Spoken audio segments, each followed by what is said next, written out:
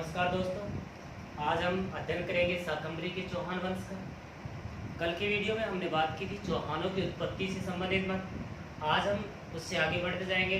तो चौहान कहाँ कहाँ गए, चौहानों का अधिकार क्षेत्र कौन कौन सा है, उन सब की बात करेंगे।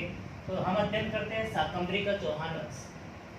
तो दोस्तों, इस शाकंभरी के चौहान वंश में हम पढ़ेंगे कुछ शिलालेखों के नाम, कुछ शिलालेखों की रचना किस समय हुई, किसने करवाई, और साथ में हम पढ़ेंगे कुछ साहित्य जो कि परीक्षक दृष्टि से बहुत ही महत्वपूर्ण है। सबसे पहले हम देखेंगे संस्थापक, शाकंभरी के चौहान वंश का संस्थापक थे वासुदेव चौहान। इस बारे में भी विद्वानों में अलग अलग मत है। कुछ विद्वान कहते हैं कि चाहमान नामक कोई मूल पुरुष था और उनके वंशज धीरे धीरे चौहान बन गए।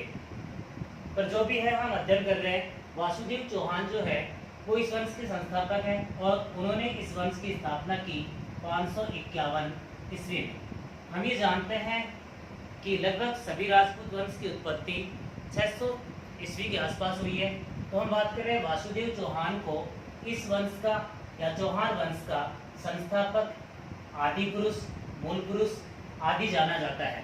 वासुदेव चौहान की जो जानकारी है हमें वो दो जगह से ज्यादा मिलती है। एक जानकारी प्रबंध कोश, एक पुस्तक है प्रबंध कोश। प्रबंध कोश की रचना राजशेखर ने की। इस पुस्तक से हमें वासुदेव चौहान की या चौहान वंश की प्रारंभिक जानकारी प्राप्त होती है। बात करें प्रबंध कोश के अलावा फिर जानकारी मिल रही है हमें बिजोलिया शिलालेख।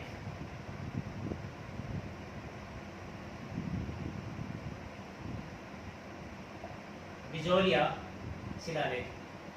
शिलालेख से हमें जानकारी मिलती है। बिजोलिया शिलालेख में लिखा है या वासुदेव चौहान को सांभर झील का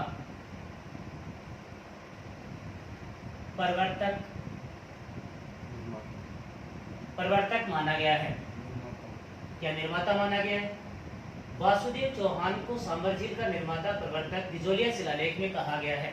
बात कर रहे हैं हम बिजोलिया शिलालेख की या वासुदेव चौहान की। वासुदेव चौहान जो है इस वंश का संस्थापक, मूल पुरुष, आदि पुरुष है। तो हम बात करें वासुदेव चौहान, प्रारंभ में इनकी राजधानी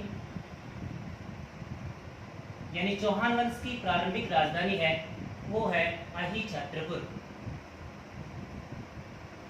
दोस्तों, हम जानते हैं अहिछत्रपुर का वर्तमान नाम नागौर है।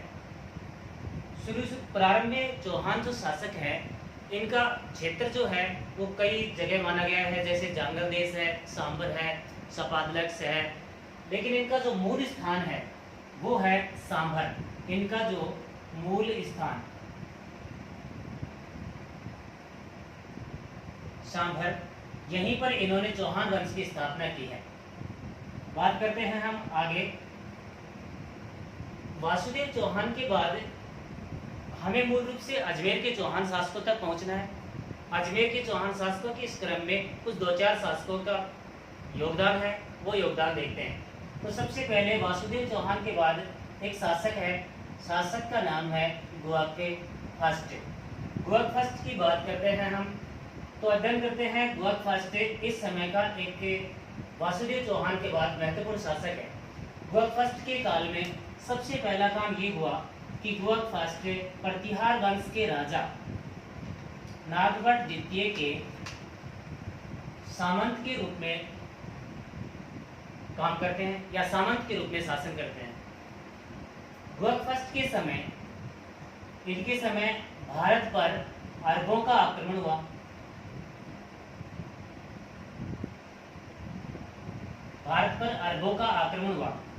उस आक्रमण से सुरक्षा के लिए नागभट्ट द्वितीय व गुहक फर्स्ट दोनों ने मिलकर अरबों का मुकाबला किया व अरबों को भारत से खदेड़ा। इसी वजह से गुहक फर्स्ट को नागभट्ट द्वितीय ने, गुर्जर प्रतिहार वंश के राजा नागभट्ट द्वितीय ने गुहक फर्स्ट को वीर की उपाधि दी। अगली बात करें दोस्तों, गुहक फर्स्ट के काल में ही सीकर में हर्षनाथ मंदिर का निर्माण हुआ। हम बात कर रहे थे, अभी जब हमने स्टार्टिंग की थी तब हम बात कर रहे थे कि मंदिर, कुछ मंदिर पढ़ेंगे, ये लगभग 4 या 5 मंदिर आज की क्लास में होंगे, कुछ शिलालेख पढ़ेंगे, कुछ साहित्य। अभी हम बात करें जैसे एक साहित्य प्रबंध कोश, ऐसे इस प्रकार के परीक्षा में प्रश्न आता है प्रबंध कोश के रचनाकार कौन है, बिजोलिया शिलालेख किसके काल में। तो हमने पिछले लेख में, पिछले वीडियो में बिजोलिया शिलालेख की लगभग पूरी जानकारी ली थी। तो बात करें सीकर में हर्षनाथ मंदिर का निर्माण गुप्त फर्स्ट के समय हुआ। यहीं पर हर्षनाथ शिलालेख भी है, किंतु हर्षनाथ जो शिलालेख है उसका निर्माण गुप्त फर्स्ट के समय नहीं हुआ। हर्षनाथ शिलालेख में क्या लिखा है और किसने निर्माण करवाया उसकी हम बात करेंगे। हर्षनाथ मंदिर जो है, यहाँ पर इस मंदिर में भगवान शिव की पूजा होती है। ये राजस्थान का एकमात्र मंदिर है जहाँ शिव की पूजा होती है और मंदिर का नाम है हर्षनाथ मंदिर। गुप्त फर्स्ट के बाद बात करें हम, एक शासक आए, शासक का नाम है वाकपति राज। वाकपति राज का एक क्वेश्चन है कि वाकपति राज, अभी देखो किसी भी शासक का सही ढंग से किसी भी में या किसी भी कहीं पर भी इनका कालक्रम सही नहीं होगा, इनका कालक्रम होगा अजय राज के समय से। तो हम देख रहे हैं वाकपति राज को बिजोलिया शिलालेख में पहली बार महाराज की उपाधि मिली। बिजोलिया शिलालेख में वाकपति राज को महाराज कहा है। ये पहला ऐसा राजा है जिसकी बड़ी उपाधि हमें प्राप्त होती है। वाकपति राज के बाद में हम बात करें, एक शासक आता है, शासक का नाम आता है चंदन राज। चंदन राज का खुद का तो कोई कार्य है नहीं, लेकिन चंदन राज की जो बात है वो ये है कि इनकी पत्नी का नाम था आत्मप्रभा, किंतु आत्मप्रभा का उपनाम या आत्मप्रभा को जाना जाता है रुद्राणी के नाम से। ऐसा मान्यता है कि रुद्राणी उनका उपनाम है और रुद्राणी उनको इसलिए माना जाता है कि वो भगवान शिव की पूजा करती थी या शिव की उपासक थी। हमें ऐसे 2 उदाहरण मिले हैं कि चौहान शासक शैव मत को मानते हैं। ऐसे 2 उदाहरण, एक उदाहरण हमें मिला है गुप्त फर्स्ट के समय हर्षनाथ मंदिर। ये जो हर्षनाथ हैं ये इनके चौहानों के कुल देवता है। एक हमें शैव मत का भी उदाहरण मिला है आत्मप्रभा का, वो भी शिव की उपासक थी। और शिव की उपासक की हम बात करें तो इन्होंने लगभग प्रतिदिन ये पुष्कर झील अजमेर में 1000 दीप प्रज्वलित कर शिव की उपासना करते थे। बात करें चंदन राज की पत्नी आत्मप्रभा का उपनाम रुद्राणी, इसलिए कि वो शिव की उपासक है और शिव का नाम हम जानते हैं रुद्र है। इस प्रकार से चंदन राज के बाद एक प्रसिद्ध शासक आए, शासक का नाम है विग्रहराज द्वितीय। दोस्तों विग्रहराज के नाम से अनेक शासक होंगे, लगभग 4 शासकों की बात करेंगे हम। यहाँ विग्रहराज द्वितीय है। विग्रहराज द्वितीय की भी एक बड़ी उपाधि मिलती है। विग्रहराज द्वितीय की सर्वाधिक जानकारी हमें बिजोलिया शिलालेख से मिलती है। बिजोलिया शिलालेख सबसे ज्यादा जानकारी विग्रहराज द्वितीय की बिजोलिया शिलालेख से मिलती है। इसी बिजोलिया शिलालेख में विग्रहराज द्वितीय को विंध्यपति कहा गया है। बिजोलिया शिलालेख में विग्रहराज द्वितीय को विंध्यपति कहा है। विंध्यपति का मतलब है विंध्याचल को पार करने वाला या विंध्याचल को जीतने वाला या विंध्याचल दक्षिण को जीतने वाला, यानी कि चौहान वंश का पहला ऐसा शासक है जिसने दक्षिण की तरफ रुख किया। इस बात की जानकारी हमें बिजोलिया शिलालेख से प्राप्त होती है। विग्रहराज द्वितीय की ओर बात करें, विग्रहराज द्वितीय के काल में ही पहली बार चालुक्य चौहान संघर्ष शुरू हुआ। हम देखेंगे चौहान वंश आगे आगे चलता जाएगा और अनेक राजपूत वंशों से इनका संघर्ष बढ़ता जाएगा।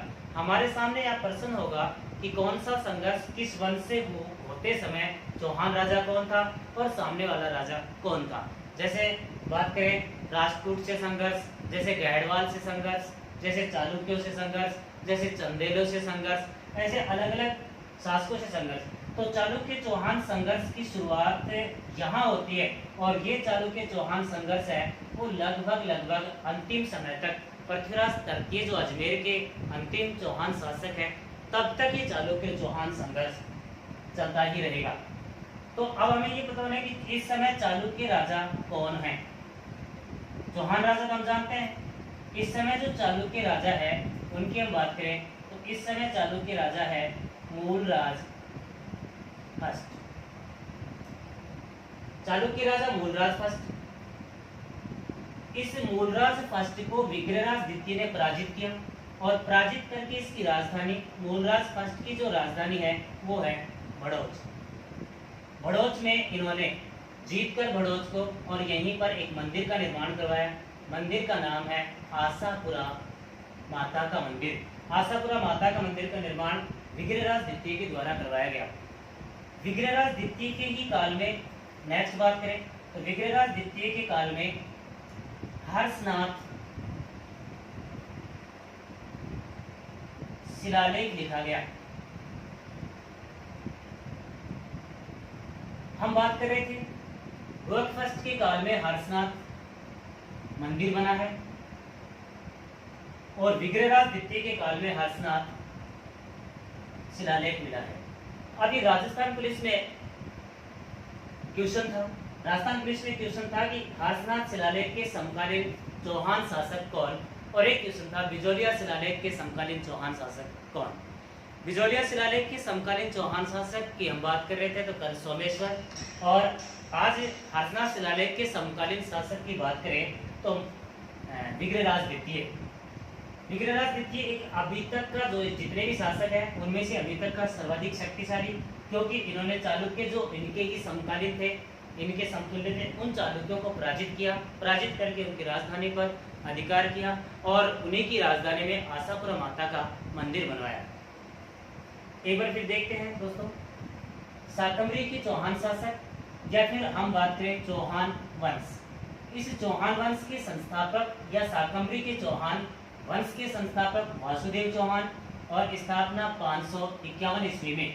इस बात की जानकारी हमें दो जगह से मिलती है, एक है प्रबंध कोश जिसकी रचना की है राजशेखर ने, और एक है बिजोलिया शिलालेख जिसकी रचना की हम बात कल भी कर चुके थे, कल के वीडियो में, गुणभद्र। इसने राजधानी उन्होंने आई छत्रपुर बना, इनका जबकि मूल स्थान सांबर था। इसी वासुदेव चौहान के ही काल में एक मंदिर बना था शाकंभरी माता का मंदिर। अभी तक हमने देखे हैं कि लगभग इस टॉपिक में 3 मंदिर आ चुके हैं। पहला मंदिर हमारे सामने आया शाकंभरी माता का मंदिर, हम जानते हैं बनवाया किसने, वासुदेव चौहान ने। दूसरा मंदिर हमारे सामने आया था हर्षनाथ मंदिर, बनवाने वाले गुरक फर्स्ट। तीसरा मंदिर हमारे सामने आया आशापुरा माता का मंदिर, बनवाने वाले विग्रहराज द्वितीय। दोस्तों अजमेर के चौहान शासकों तक पहुंचने से पहले थोड़ा सा अध्ययन और करते हैं। एक छोटे से शासक और उनकी और बात कर लेते हैं। नेक्स्ट शासक है पृथ्वीराज फर्स्ट। पृथ्वीराज फर्स्ट है वो जो हम जानते हैं तराइन के युद्धों में, वो पृथ्वीराज तृतीय है। ये पृथ्वीराज फर्स्ट है। पृथ्वीराज फर्स्ट के काल में क्या हुआ, पृथ्वीराज फर्स्ट का ही एक सेनापति या मंत्री था जिनका नाम था हट्टड़। हट्टड़ ने लगभग 1064 ईस्वी के आसपास सीकर के रेवासा में जीण माता का मंदिर बनवाया। जीण माता का मंदिर। इस तरीके से हम देखेंगे तो अब तक हमारे इस टॉपिक में 4 मंदिर आए। पहला मंदिर वासुदेव चौहान ने बनवाया था, शाकंभरी माता का मंदिर। दूसरा मंदिर गुरक फर्स्ट ने बनवाया था, हर्षनाथ का मंदिर। तीसरा मंदिर विग्रहराज द्वितीय ने, आशापुरा माता का मंदिर। और नंबर 4 पर जो मंदिर है पृथ्वीराज फर्स्ट के मंदिर हट्टड़ जीण माता का मंदिर। ये जो जीण माता का मंदिर है कि रेवासा में है और रेवासा सीकर में है। इन्हीं पृथ्वीराज के पुत्र जो हैं वो हुए अजयराज। तो दोस्तों अजयराज से हम पढ़ेंगे अजमेर के चौहान। तो इस वीडियो में इतना ही होगा। धन्यवाद दोस्तों।